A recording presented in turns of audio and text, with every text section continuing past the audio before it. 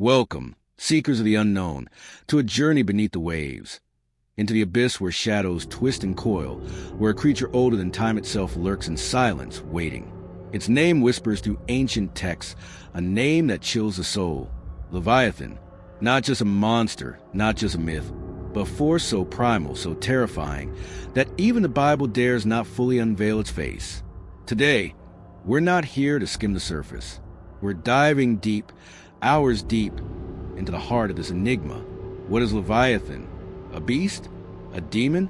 A symbol of chaos itself? Or something far more sinister? Grab your courage, because this isn't a story for the faint-hearted. This is a tale of the demon called Leviathan. Before we dive in, if you are new here, don't forget to hit the subscription button to like, share, and comment. Picture this: a world before the world we know. Darkness covers the deep, and the Spirit of God hovers over unformed waters. But something stirs beneath, an untamed power, a writhing shadow. The Bible hints at it in Genesis 1 verse 21. So God created the great creatures of the sea and every living thing with which the water teems. The Hebrew word here is tananim, often translated great whales, but in its raw form, it means dragons or serpents. Was Leviathan among them?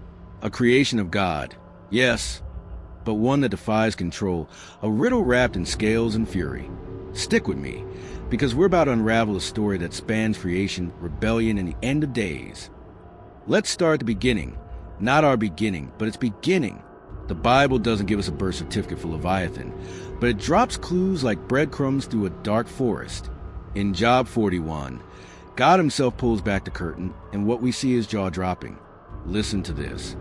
Can you pull in Leviathan with a fishhook or tie down its tongue with a rope? Job 41 verse 1. The tone is almost mocking, God challenging humanity's puny strength against this titan. But it's not just size. Job 41 verse 19 says, "Flames stream from his mouth, sparks of fire shoot out. Smoke pours from his nostrils, its breath sets coals ablaze." This isn't a crocodile or a whale. Friends, this is something otherworldly. Now, some scholars argue Leviathan's just a poetic stand-in for a real animal, maybe a Nile crocodile or a plesiosaur. Fair enough, but let's think deeper. Job 41 verses 15 to 17 describes its scales. Its back is rows of shields tightly sealed together. Each is so close to the next that no air can pass between. Impenetrable armor, and its eyes, like the rays of dawn. Job 41 verse 18. This isn't a creature you'd meet on a nature hike. It's a living fortress, a nightmare sculpted by divine hands. But why? Why would God craft something so fierce, so untouchable? Let's rewind to creation's edge. Psalm 104 verse 26 gives us a glimpse. There the ships go to and fro, and Leviathan, which he formed to frolic there. Frolic? A fire-breathing sea dragon frolicking? It's almost absurd. But it paints a picture. Leviathan is God's wild masterpiece, a creature of joy and chaos dancing in the deep. Yet, there's a shadow here. Jewish tradition, like the Midrash, tells us God made two Leviathans, male and female, but slew the female to stop them from breeding. Why? Because their offspring could have swallowed the world whole. Imagine that, a species so powerful it threatened creation itself. One survives, coiled in the abyss, a reminder of God's unmatched dominion. But here's where it gets wild. Leviathan's roots stretch beyond the Bible, into the myths of the ancient Near East. In the Ugaritic text, we meet Leviathan, a seven-headed sea serpent defeated by the storm god Baal. Sound familiar? Isaiah 27 verse 1 echoes it. In that day, the Lord will punish with his sword, his fierce, great, and powerful sword, Leviathan the gliding serpent, Leviathan the coiling serpent. He will slay the monster of the sea. Same beast, different name? Maybe. The Hebrews took this chaos monster and reframed it, not as a rival god, but as God's creation, his servant. Yet, that chaos lingers. Leviathan isn't tamed. It's restrained, a force of nature under divine leash, waiting for its moment. So, what's the takeaway? Leviathan's birth isn't just a footnote in Genesis. It's a declaration. God rules the untamable. But as we'll see, this beast isn't content to stay in its lane. Something shifts, something rebels. And that's where the demon begins to emerge. Let's start with a question. Can a creation of God turn against him? The Bible doesn't spell out in neon lights, but the cracks in Leviathan's story hint at something profound. Job 41 painted a picture of a beast so mighty, so untouchable, that even God seems to marvel at it. Who can confront it and be safe? He asks in verse 11, "Under the whole heaven there is none." That's not pride in a pet, it's a warning. Leviathan isn't just strong, it's defiant. Its very existence challenges the order of creation, and that's where the threads of rebellion begin to weave. Think back to those ancient myths we touched on, the Ugaritic Latin, the Babylonian Tiamat. These weren't just bedtime stories for shepherds. They were cosmic showdowns. Chaos versus order, sea versus sky. In those tales, the sea serpent isn't a bystander, it's the enemy. Tiamat, a dragon goddess, births monsters to war against the gods. Laden coils against Baal, threatening to drown the world. The Hebrews knew these stories, lived among these cultures, but they flipped the script. Isaiah 27 verse 1 doesn't pit Leviathan against a rival deity. It's God himself who wields the sword. In that day, the Lord will punish Leviathan, the gliding serpent. Punish. That word sticks out. Why punish something you made unless it stepped out of line? Here's where it gets dicey. The Bible doesn't give us a blow-by-blow of Leviathan's fall, like it does with Satan in Isaiah 14 or Ezekiel 28. But the parallels are eerie. Satan, the shining one, cast down for pride. Leviathan, the untamable, bound in the sea for what? Defiance? Chaos? Let's dig into Psalm 74. It's a gold mine. Verse 13 to 14. It was you who split open the sea by your power. You broke the heads of the monster in the waters. You crushed the heads of Leviathan and gave it as food to the creatures of the desert. This isn't a fishing trip. This is war. God shattering a multi-headed beast. Heads, plural. That's a callback to the seven-headed Latin, a symbol of unrelenting chaos. But notice the past tense. Was this a one-time smackdown at creation's dawn or a preview of something bigger? Let's pause here. Some say this is mythology sneaking into scripture. Poetic flair, not fact. But what if it's both? What if Leviathan's rebellion isn't a single event, but a state of being? Picture this. God creates the Tananim, the great sea dragons, as emblems of his might. Leviathan stands out, unique, untamed, a crown jewel of the deep, but that untamable nature festers. Maybe it's not a conscious revolt like Lucifer's, shouting, "I will ascend." Maybe it's subtler, a refusal to bow, a primal instinct to churn the waters God ordered still. Genesis 1 verse 2 says the earth was formless and empty, darkness over the deep. The Hebrew word for deep, Tiam, echoes Tiamat, that chaos dragon. Did Leviathan inherit that restless spirit, a remnant of the void God tamed? Now, let's fast forward to Job again. God's speech in Job 41 isn't just a nature documentary. It's a flex. Everything under heaven belongs to me, he declares, verse 11, right after describing Leviathan's terror.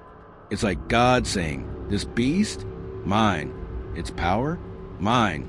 Its chaos, still under my thumb. But there's tension. Verse 25. When it rises up, the mighty are terrified. They retreat before its thrashing. Even the angels, those mighty ones, flinch. This isn't a tamed servant. It's a force that tests the edges of divine control, a shadow lurking in the sea's heart. Okay, let's pivot to the demonic angle, because that's where the chills really kick in. Revelation 12 verse 9 drops a bomb. The great dragon was hurled down, that ancient serpent called the devil or Satan, who leads a whole world astray. Dragon, serpent, sound familiar? Some theologians link Leviathan straight to Satan, a physical avatar of his rebellion. Others say no. Leviathan's distinct, a separate entity, maybe a lieutenant in the cosmic war. Look at Revelation 13 verse 1. And I saw a beast rising out of the sea, with 10 horns and 7 heads. 7 heads again. Coincidence? Or is Leviathan's DNA woven into the end times tapestry? I've got a theory, stay with me. What if Leviathan's not Satan himself, but a manifestation of chaos he exploits? Satan's a strategist, whispering rebellion. Leviathan's a muscle, embodying it. Think of it like this. When God bound Leviathan in the sea, he didn't kill it. Why? Maybe it's a trophy, a living reminder of his victory over chaos. Or maybe it's bait. Isaiah 27 verse 1 says, "In that day," future tense. Leviathan's still out there, coiled, waiting for its final reckoning.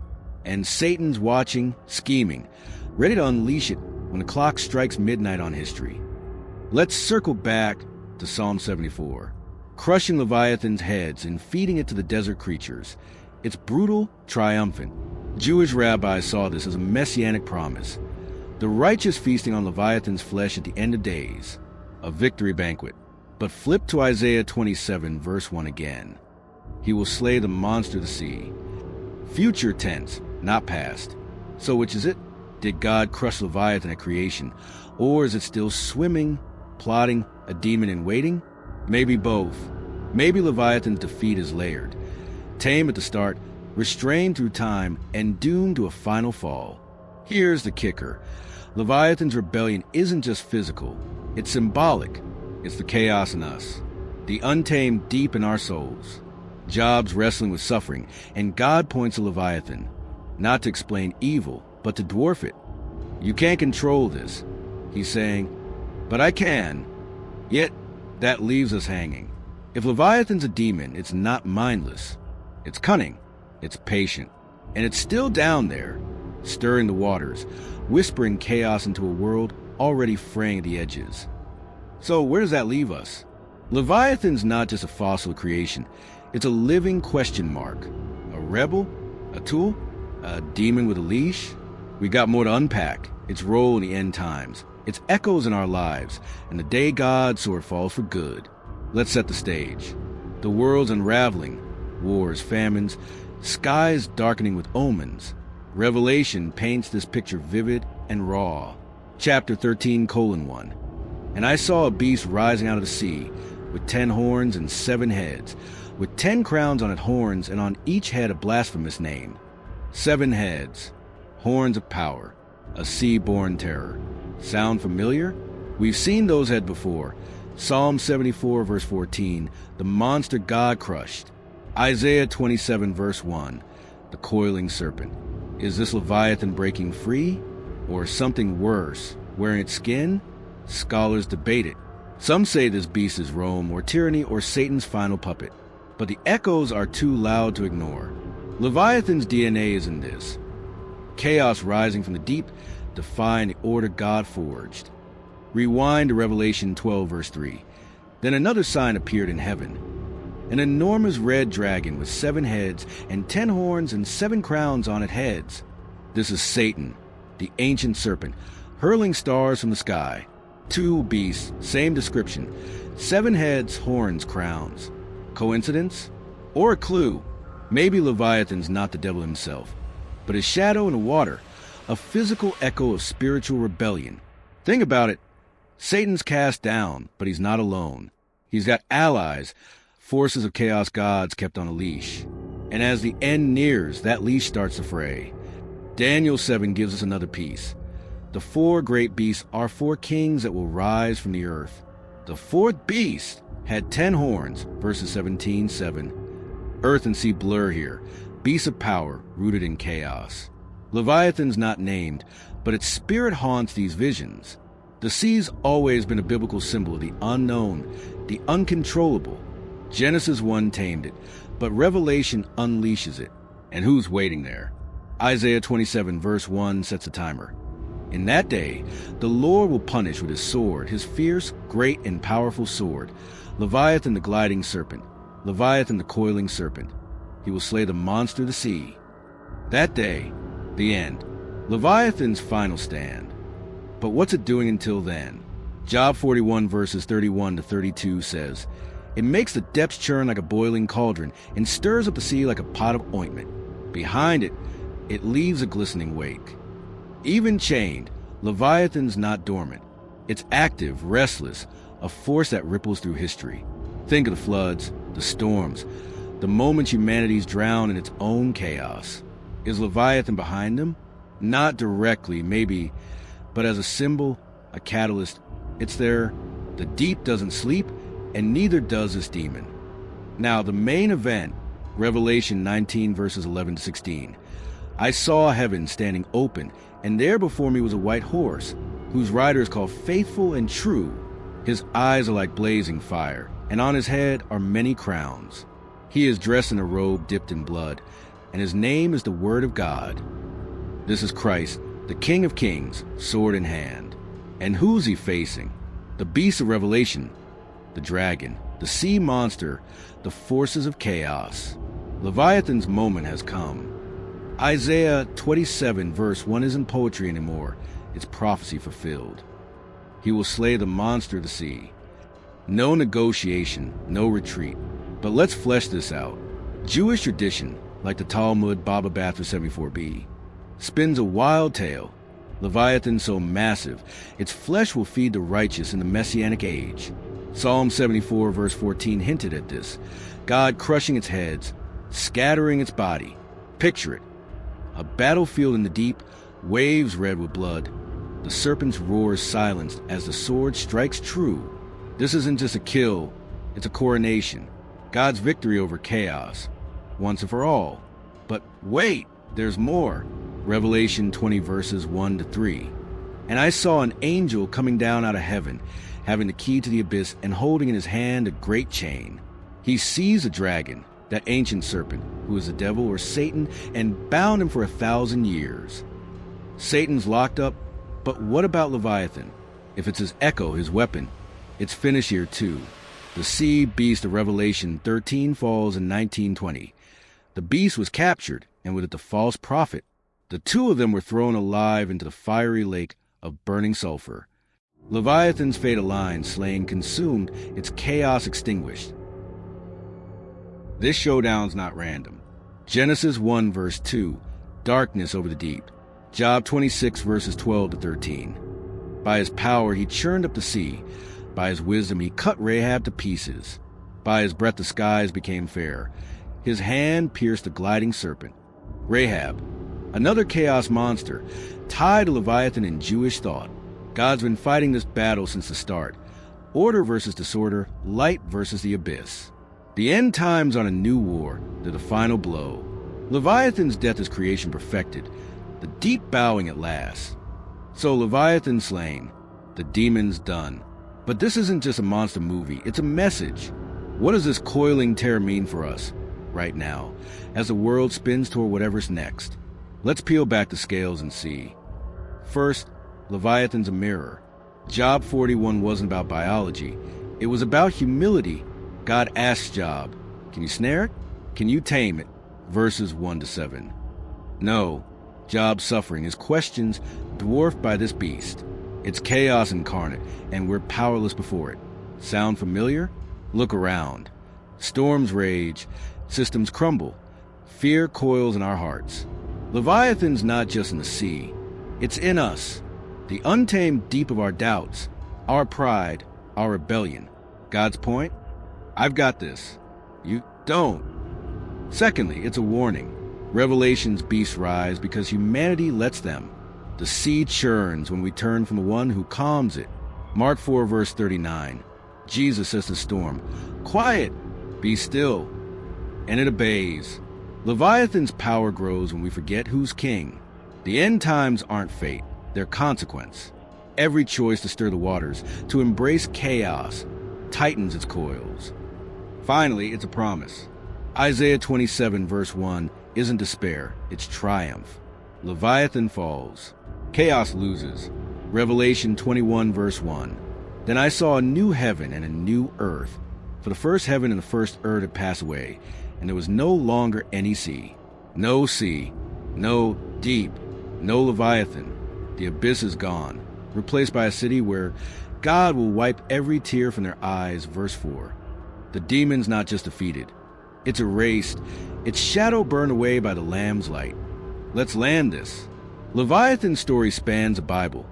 Creation's wild child, rebellion's icon, the end's defeated foe. It's God's masterpiece turned menace. A demon on a leash, slain to feed the faithful. But more than that, it's us, our chaos, our limits, our hope. Next time you see the ocean, Hear its roar. Remember, something's down there, but someone's above it. And in that day, the sword falls, the deep dies, and we rise. Thanks for diving with me. If this shook you, stirred you, share it. Subscribe for more journeys into the unseen. Until then, keep your eyes on the waves and your faith above them.